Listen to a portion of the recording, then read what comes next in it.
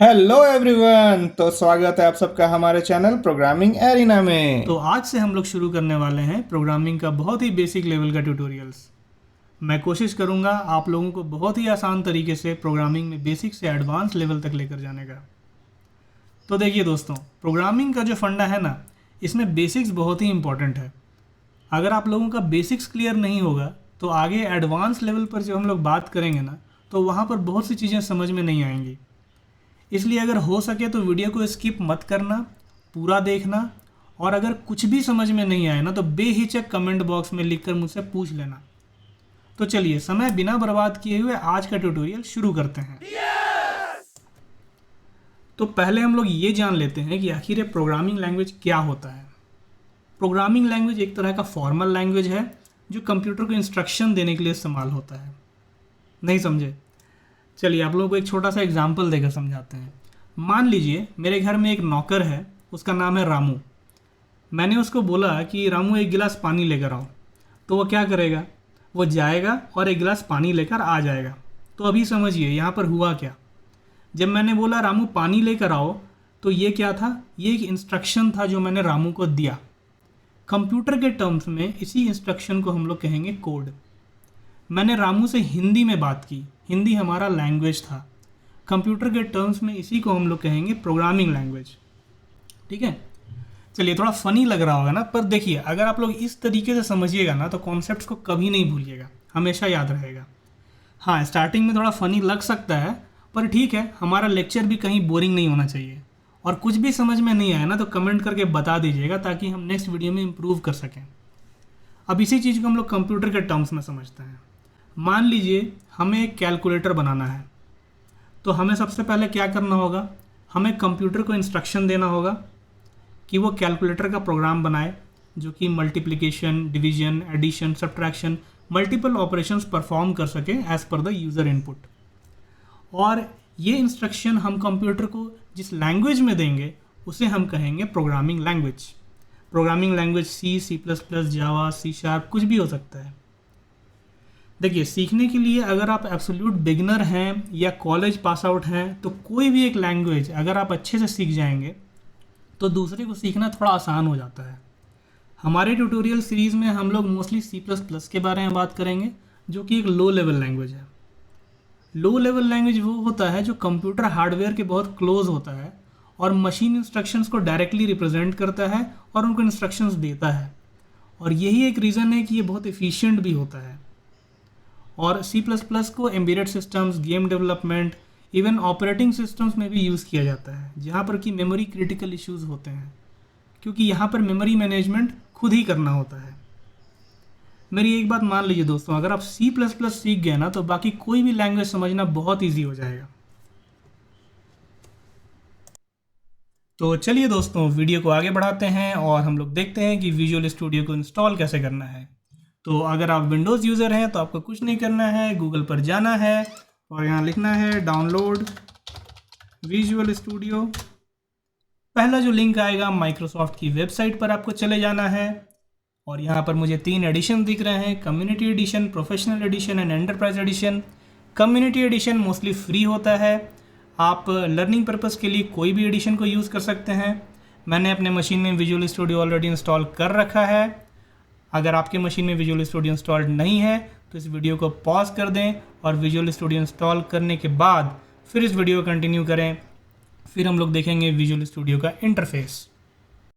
तो I hope आप सब लोगों का विजुअल स्टूडियो इंस्टॉल हो चुका होगा। यहाँ पर मैंने विजुअल स्टूडियो एप्लीकेशन को ओपन कर रखा है। राइट साइड में आपको कुछ ऑप्शंस दिख रहे होंगे, जो कि है clone a repository, open a project, open a local folder, create new project. अभी हमें एक नया प्रोजेक्ट क्रिएट करना है, तो बिना समय बर्बाद किए हुए हम क्रिएट अ न्यू प्रोजेक्ट पर क्लिक कर देंगे। अब यहाँ पर कुछ और ऑप्शंस दिख रहे होंगे, तो कंफ्यूज बिल्कुल भी नहीं होना है। हमें सी प्लस प्लस का कंसोल एप्लीकेशन बनाना है, तो हम एक एम्प्टी प्रोजेक्ट से स्टार्ट करेंगे। तो हम यहाँ पर क्लिक करके नेक्स्ट करेंगे।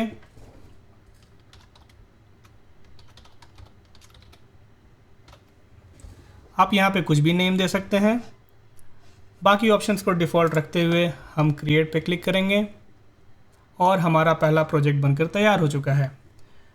अब हम जानेंगे विजुअल स्टूडियो के इंटरफेस के बारे में। राइट साइड में हमें दिख रहा होगा सॉल्यूशन एक्सप्लोरर। उसी नाम का प्रोजेक्ट बनकर रेडी हो चुका है जिस नाम का प्रोजेक्ट हमने स्टार्टिंग में दिया था। बाकी आपको येलो कलर्स में फोल्डर्स दिख रहे होंगे जो कि है source files, resource, headers, external dependencies. Basically हम यहाँ पर फाइल्स ऐड कर सकते हैं जो कि इस सॉल्यूशन के साथ कंपाइल हो जाएगा जब हम बिल्ड करेंगे। नीचे में आपको आउटपुट विंडो दिख रहा होगा जो कि मैसेजेस देने के लिए यूज़ होता है। जब आप कंपाइल करेंगे तो यहाँ पर बिल्ड के लॉग्स या मैसेजेस या प्रिंट स्टेटमेंट्स के मैसेजेस आपको यहाँ पर दिख सकते हैं। सो ये विंडो उसके लिए यूज़ होता है। ऊपर में आपको कुछ टूल बार्स दिख रहे होंगे जो कि है फाइल, एडिट, व्यू। व्यू में आप देखेंगे तो यहाँ पर विंडोज़ आप ओपन या क्लोज़ कर सकते हैं। मान लीजिए सॉल्यूशन एक्सप्लोरर में हटाना है तो हम यहाँ से हटा सकते हैं। अगर ये चला गया तो हम वापस यहाँ से इसको वापस विजिबल कर सकते हैं।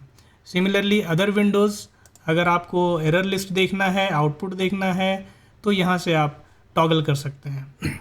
जो इम्पॉर्टेंट ऑप्शंस है वो है बिल्ड सॉल्यूशन का। तो जब हम पहला प्रोजेक्ट क्रिएट करेंगे, पहला फाइल कंपाइल करेंगे, उस समय हम इस ऑप्शन को यूज़ करेंगे। Next is the debug one. Debug में जब हम पहला प्रोजेक्ट को डीबग करेंगे, मैं एक एक करके सब ऑप्शंस को आप लोगों को दिखाऊंगा। डीबग किस तरीके से करते हैं, डीबग की क्या टेक्निक्स है, what is the best way to debug, और F10, F11 सब कुछ करके मैं आपको एक एक करके दिखाऊंगा। तो चलिए पहले हम लोग क्रिएट करते हैं हमारा पहला प्रोजेक्ट। तो चलिए दोस्तों, लिखते हैं हम लोग अपना पहला प्रोग्राम लिखने के लिए हमें सोर्स फाइल में फ़ाइल ऐड करना होगा जो कि CPP फाइल ऐड करेंगे हम। ऐड न्यू आइटम, जो हम फाइल नेम देंगे वो कुछ भी हो सकता है। मैं यहाँ पर main.cpp देता हूँ। यहाँ पर सबसे पहले हम इंक्लूड करते हैं #include iostream।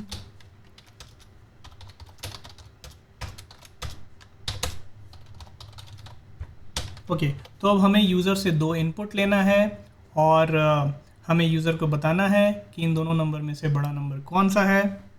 तो उसके लिए हमें 2 वेरिएबल डिक्लेयर करना होगा और हमने उसको इनिशियलाइज भी कर दिया है। 2 वेरिएबल जो कि A है और ये है B। तो जो भी यूज़र इनपुट देगा, एक इनपुट A में स्टोर होगा, दूसरा इनपुट B में स्टोर होगा।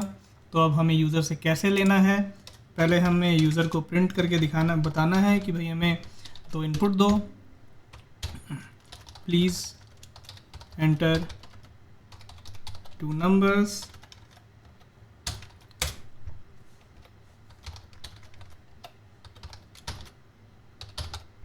Cin A and B। तो Cin से हम इनपुट लेते हैं, तो जो पहला नंबर यूज़र इनपुट करेगा वो A में स्टोर हो जाएगा, दूसरा नंबर B में स्टोर हो जाएगा। अब हमें कंपैरिजन करनी होगी। If A is greater than B, std cout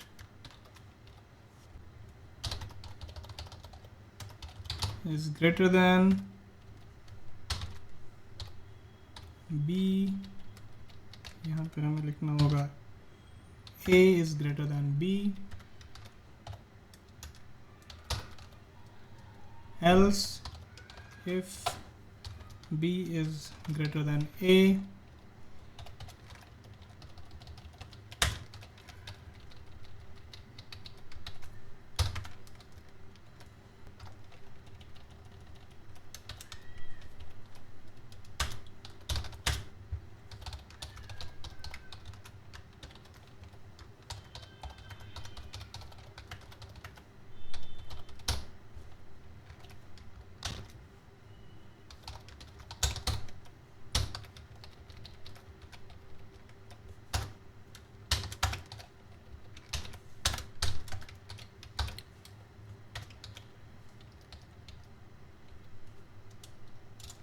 तो ये प्रोग्राम बनकर हमारा तैयार हो चुका है।